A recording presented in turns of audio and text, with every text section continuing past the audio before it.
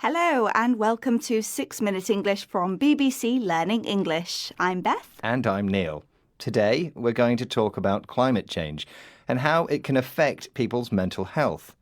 Natural disasters and the impacts of climate change can be stressful, isn't that right, Beth? Yeah, definitely. In today's episode, we're going to find out about how people can protect their mental health from the impacts of climate change. We'll be hearing from a psychiatry expert and a man who survived a wildfire and helped rebuild his town. But first, Beth, I have a question for you. Scientists aren't always sure whether natural disasters like floods and wildfires are as a result of human-caused climate change. But in January 2025, big wildfires affected big parts of Los Angeles in California.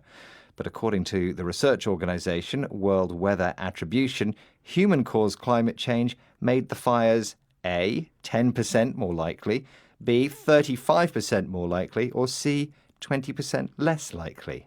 I'm going to say 10% more likely. OK, well, we'll find out the answer at the end of the program.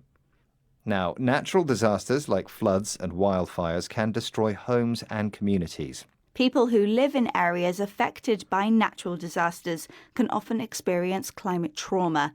Trauma is what we call the very bad and long-lasting emotional effects of an event or experience. Professor Jyoti Mishra is an expert in climate trauma at the University of California.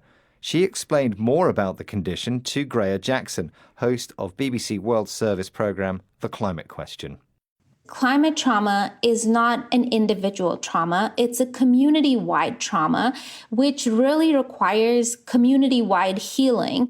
Yeah, I'm really struck by what you've said about the fact that it's whole communities that are affected, not individuals, but also part of the solution is about the community and how it rebuilds and reknits together. Absolutely, yes.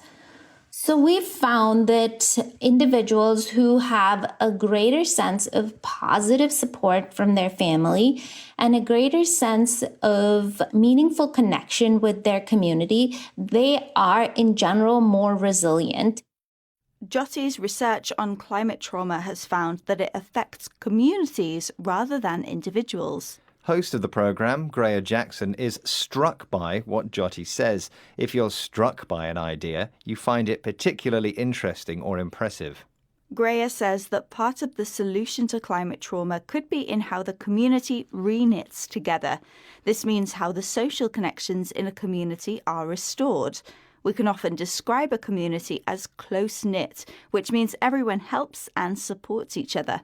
Jyoti explains that having a strong community also helps reduce or heal climate trauma. She says that research has found that people who have a strong community are more resilient when bad things, like natural disasters, happen. If you're resilient, you're able to get better more easily after something difficult or bad happens. One person who had to be resilient is Brad Sherwood. He survived a wildfire in Northern California in 2017 called the Tubbs Fire, but when he returned home, his neighborhood was destroyed. Brad started to volunteer for a local support network called After the Fire to try to rebuild his community, as he explained to BBC World Service programme The Climate Question.